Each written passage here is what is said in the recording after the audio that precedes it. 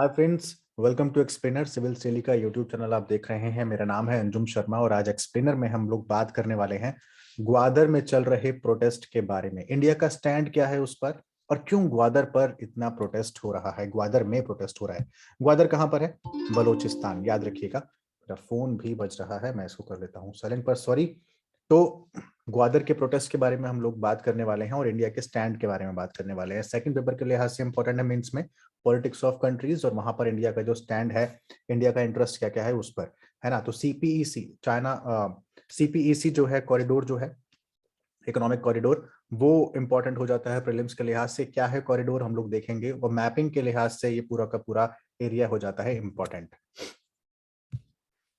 Civil study का YouTube rituals, burning issue, editorial, current affairs, explainers, MCQs रोज जाते हैं, और साथ में वीकेंड पर जाता है वेबिनार जहां पर एक कॉम्प्रिहेंसिव तैयारी प्री मेंस इंटरव्यू के बारे में हम आपको बताते हैं। आइए शुरुआत करते हैं आज के टॉपिक की जल्दी से। ये आप मैप देख पा रहे होंगे, मैं अपनी स्क्रीन करता हूँ थोड़ी सी छोटी और आपको दिखाता हूँ ये मैप। ये मैप देख पा रहे होंगे, पाकिस्तान है ना, ईरान यहाँ पर लगा हुआ है, ये पूरा बलोचिस्तान है, क्वेटा यहीं पर पड़ता है, और यहाँ पर आपका पड़ता है इस हिस्से में ये 760 किलोमीटर की कोस्ट लाइन है। 760 किलोमीटर की कोस्ट लाइन कितना इंपॉर्टेंट हो जाता है अरेबियन सी और आसपास के इलाके के लिए। ये एरिया आप समझ सकते हैं, पाकिस्तान का सबसे बड़ा प्रोविंशियल एरिया, लेकिन सबसे पिछड़ा हुआ, सबसे कम आबादी लेकिन सबसे पिछड़ा हुआ। पानी की समस्या बहुत ज्यादा, कबायली एरिया, और विकास के मामले में डेवलपमेंट के बारे में सबसे पीछे। प्रोटेस्ट होता है कि हमको इधर नहीं जाना, यानी पाकिस्तान के साथ नहीं रहना। और कुछ लोग वहां पर पश्तून भी रहते हैं, कुछ लोग वहां पर बलोच भी रहते हैं, है ना। तो ये पूरा एक एक मैंने आपको ओवरव्यू दिया कि इसका जोग्राफिकल क्या क्या है। क्वेटा और 760 किलोमीटर्स की कोस्ट लाइन, और सबसे बड़ा प्रोविंशियल एरिया यहाँ पर पड़ता है। आप देख पा रहे होंगे पंजाब और सिंध का ये इलाका, ये है अपना भारत, इंडिया, है ना। तो लाहौर ये बिल्कुल पास में, और ये कराची, यहाँ पर पड़ेगा आपका ग्वादर। 3 नेवल बेस है यहाँ पर अरेबियन सी में, यहाँ पर 3 नेवल बेस पड़ते हैं बलूचिस्तान के कोस्ट लाइन पर, और मारा पसनी और ग्वादर, और मारा पसनी और ग्वादर, तो 3 नेवल बेस पड़ते हैं, याद रखिएगा।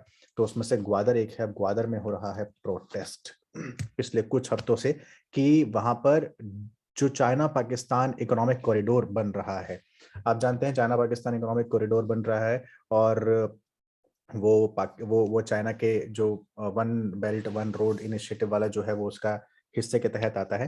तो उन लोगों का कहना है, अब ग्वादर में रहने वाले या बलूचिस्तान में रहने वाले लोगों का कहना है कि 50 लाख चाइनीज सैनिक अगर हमारे यहाँ आकर रहने लगेंगे, हम कहाँ जाएंगे, है ना। 50 लाख ही कुछ समय पहले का आंकड़ा है, उसमें कहा गया था कि इतनी इतनी संख्या में अगर चाइना से लोग आके यहाँ पर रहेंगे, हम लोग कहाँ रहेंगे।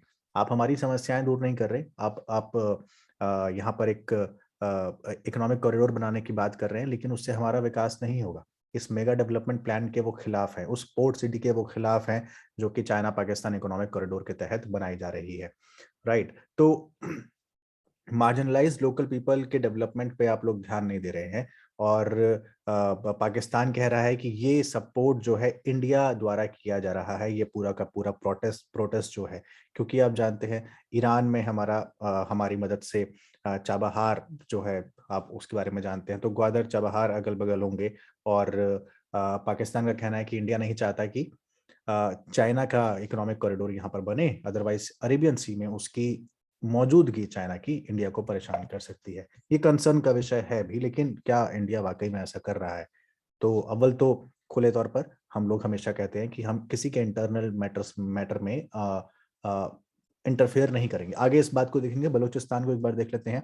4 प्रोविंस हैं पाकिस्तान के, उनमें से एक है, इसको पहले कलात कहा जाता था। यहाँ के एक महाराजा, जैसे हमारे यहाँ जम्मू कश्मीर के हरि सिंह थे, ऐसे ही वहां पर एक कलात नाम के थे, तो उसको कलात भी कहा जाता था एक समय पर। बिगेस्ट कोस्ट लाइन है 760 किलोमीटर की, 3 नेवल बेस मैंने आपको बताया, लीस्ट पॉपुलेटेड है लेकिन लार्जेस्ट प्रोविंस है।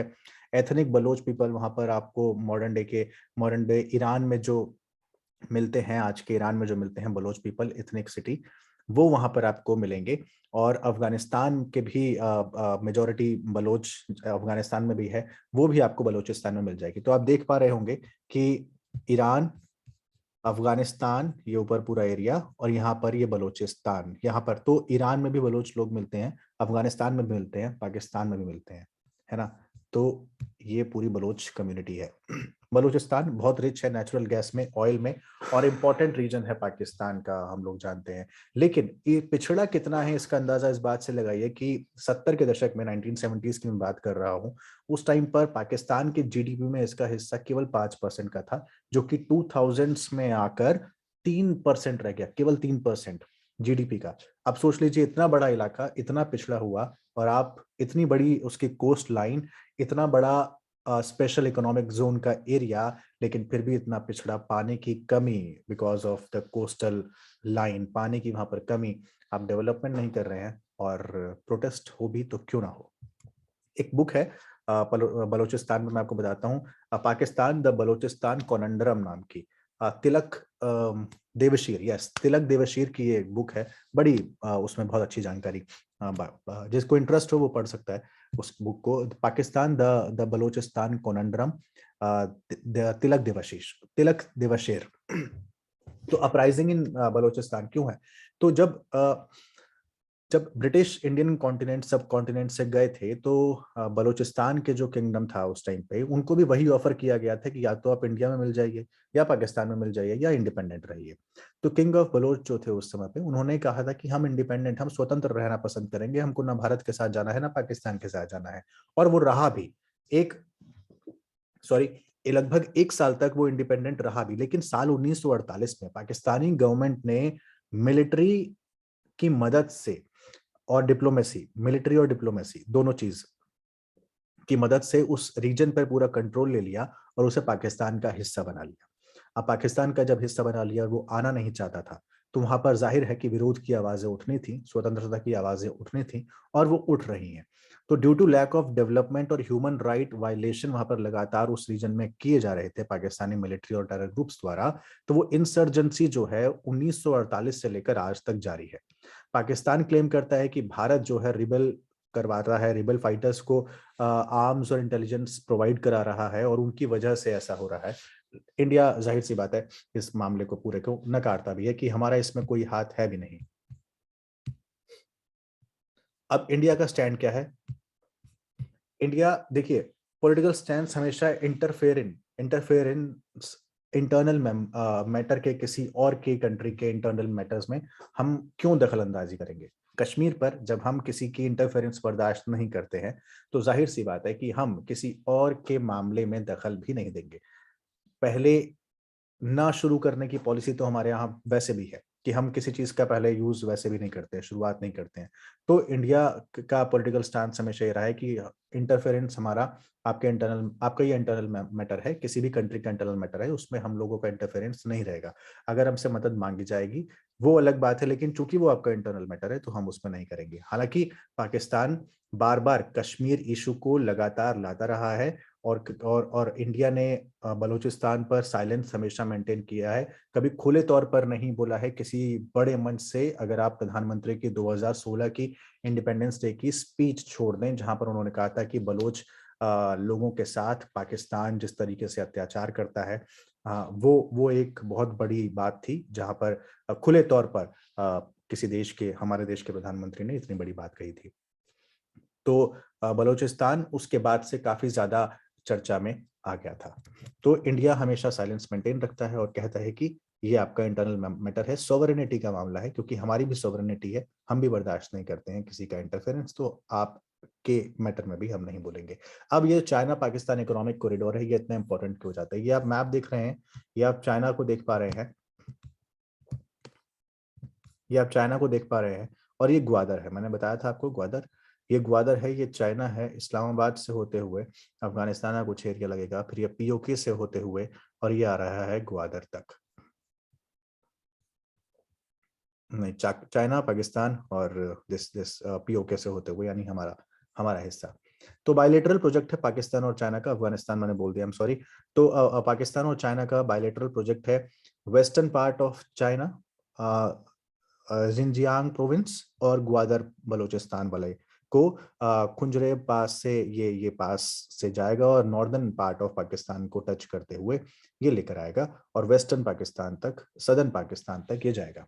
तो प्रमोट क्या करना है, कनेक्टिविटी पूरे पाकिस्तान, कनेक्टिविटी अक्रॉस पाकिस्तान, जिसमें हाईवेज आएंगे, रेलवेज आएंगे, पाइपलाइंस आएंगी, इंडस्ट्रियल कॉरिडोर बनेगा, एनर्जी कॉरिडोर बनेगा, इंफ्रास्ट्रक्चर डेवलपमेंट होगा। ये तमाम चीजें चाइना वहां पर करना चाह रहा है। एक तो एकदम पाकिस्तान के बगल में हम लोग हैं ही, तो इस तरीके से वो हमको भी साधना चाहता है, हम पे नजर होगी। और पीओके, पीओके हमारा हिस्सा है, वो ये जानता है, और बावजूद उसके वो चाइना पाकिस्तान को सपोर्ट कर रहा है पीओके में दखल अंदाजी के लिए। तो एक वो भी उसका एक एक तरीका है। तीसरा, ग्वादर में रहते हुए वो अरेबियन सी पर नजर भी रखना चाहता है। ये 3 चीजें हो गई।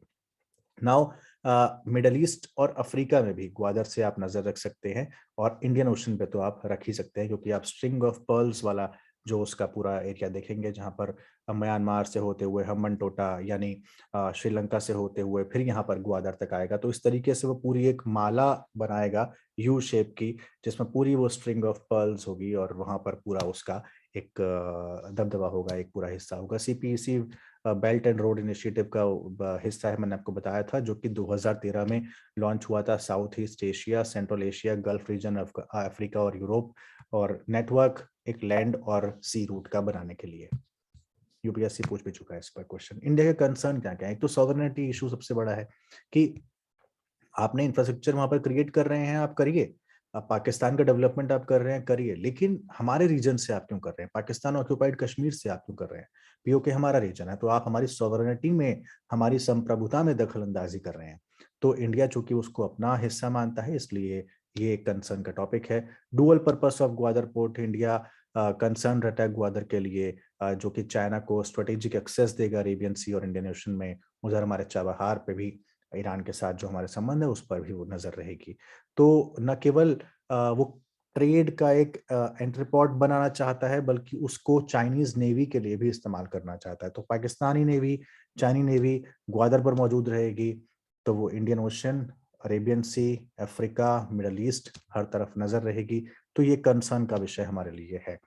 और स्ट्रिंग ऑफ पर्ल्स थ्योरी जान ही रहे हैं कि इंडियन ओशन के मॉडर्न पोर्ट्स, उसने सारे के सारे गाइजेंटिक पोर्ट्स बनाने के लिए बिल्डिंग स्टार्ट कर दिए हैं, जिसमें कि ग्वादर पाकिस्तान में है, चिट्टगांव बना रहा है बांग्लादेश में, फिर वो क्वाक फ्रू म्यांमार में बना रहा है, और हम्बन टोटा श्रीलंका में बना रहा है। तो आप देखेंगे कि भारत के जितने पड़ोसी राज्य हैं, पड़ोसी देश हैं, वहां पर वो लगातार पोर्ट्स का निर्माण कर रहा है, पोर्ट्स बना रहा है, जो कि हमारे लिए कंसर्न का टॉपिक हो सकता है, क्योंकि जहां जहां पोर्ट्स रहेंगे, वहां वहां उसकी ट्रेड ट्रेड के लिए तो इस्तेमाल होगा ही, लेकिन साथ ही वहां पर वो इस्तेमाल होगा उसकी नेवी के लिए भी। तो अगर नेवल बेस बनेंगे चारों तरफ, कैसे सुरक्षित रहेगी जगह?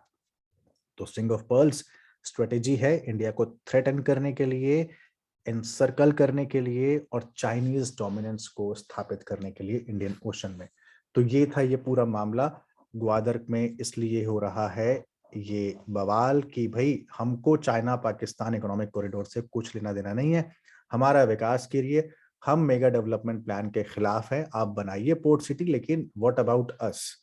बलूचिस्तान के लोग वैसे भी पाकिस्तान के साथ, और जितना इतिहास रहा है, स्वतंत्र रहना चाहते हैं। जबरन कब्जा किया गया एक एरिया है। तो ये पूरी की पूरी राजनीति, रणनीति के तहत ये सब चलता रहता है। इंटरनेशनल रिलेशंस ऐसे ही चलते हैं। वो हमारे पर आरोप लगाते हैं कि आप बलोचिस्तान में दखल अंदाजी कर रहे हैं। लोग हमारे यहाँ लगाते हैं कि कश्मीर में पाकिस्तान दखल अंदाजी कर रहा है। तो जो सत्ता का संतुलन है, शक्ति का संतुलन है, वो बनता है इस तरीके से। तो खैर, ये सब बातें आपको लिखनी नहीं है कि शक्ति का संतुलन बनता है या जो भी है।